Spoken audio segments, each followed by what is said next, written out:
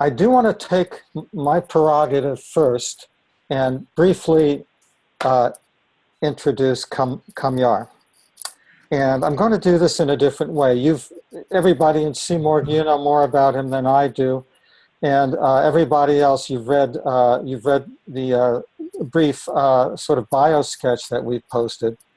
So the way I want to do this is to share something that Seymour posted on Facebook this morning. I mean, that Kamyar posted on Facebook. And since it's on Facebook, Kamyar, I'll assume you won't be embarrassed at having this be public here. But here's where we are. I'm just going to read from this because I think it says a lot about Kamyar and also about the community of people that he is with.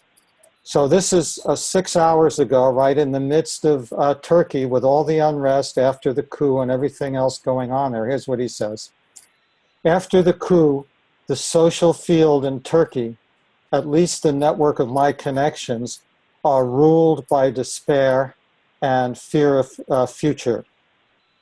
It becomes very dense and heavy when hundreds of thousands of people post violent images, messages, stories, statements rooted in fear. One larger pattern I see is that our fixation with the outside world being purely outside of us, or our blindness to the inner dimension of reality, doesn't allow events such as this coup to do their alchemy in our psyche, to transform our way of seeing the world, to evolve our consciousness. We concretize the fear of transformation in a story made purely of elements outside of us, like, this was a staged coup by this guy and that group and the future will be. Then we pick up these stories and repeat them. The story spreads as if it is reality. Nowhere in the story is our own role, our own state of consciousness mentioned as an important factor. Instead, there's this high emphasis on the evil force out there outside of us. In Turkey's case, Erdogan and AKP. In the US, it's Trump and Ivan Esmeshonnabar. Please pardon my pronunciation. This is an important underlying pattern behind many world events these days. Patterns can be broken. We can make space for these events and the feelings they trigger inside to do their alchemy before we go into making up stories about the quote world, before we fixate the fear in an image.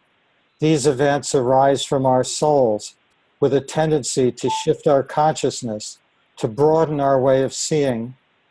Then we will allow when we allow the transformation to happen, then there will be a story to tell, yet the essence and energy of this new story will be very different from what is being mass shared these days.